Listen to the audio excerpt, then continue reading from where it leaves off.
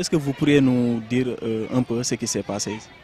Bon, je ne connais pas trop de la situation, hein, mais étant malien, président des Maliens du Sénégal, ce matin en partant au boulot, on m'a informé de la découverte macabre sur la personne des Maliens.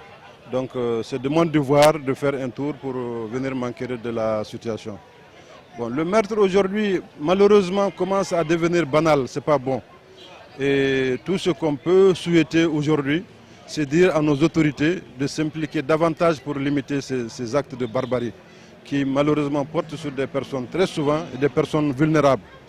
Donc nous au Mali on connaît un peu puisque nous sommes un pays qui est dans une situation difficile, mais le mal commence à s'étendre. Au Sénégal, il ne se passe pas une semaine sans qu'on ne parle de meurtre. C'est très dangereux et c'est très mauvais. Les autorités sont à bras le corps pour pouvoir endiguer ce phénomène-là. Bon, qu'est-ce que vous comptez faire après ça? Bon, informer d'abord nos autorités.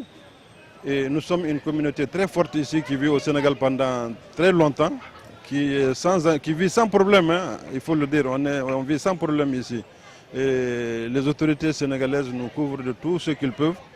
Donc aujourd'hui on va informer la famille et éventuellement après les constats d'usage, faire l'autopsie à l'hôpital et puis enlever le corps pour l'enterrement. Bon, l'enquête maintenant ne relève pas de nous, c'est les services de sécurité qui vont poursuivre les enquêtes et déterminer les causes de cette mort-là.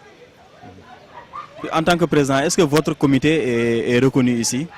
Oui, bon, le Sénégal et le Mali sont deux pays frères qui ont beaucoup de collaboration, qui ont beaucoup d'accords. Nous sommes le Haut Conseil, une émanation du Haut Conseil des Maliens de l'extérieur, qui est une volonté populaire du peuple malien qui, en 1991, après la conférence nationale, a décidé de mettre sur pied un Haut Conseil pour défendre les intérêts des Maliens de l'extérieur, qui sont à peu près 4 millions, voire 5, selon certaines statistiques. Nous sommes très nombreux. Et là où l'État ne peut pas couvrir, les Maliens qui sont là-bas s'organisent pour défendre ne serait-ce leurs intérêts. Voilà, c'est le but même de la création du Haut Conseil des Maliens de l'extérieur.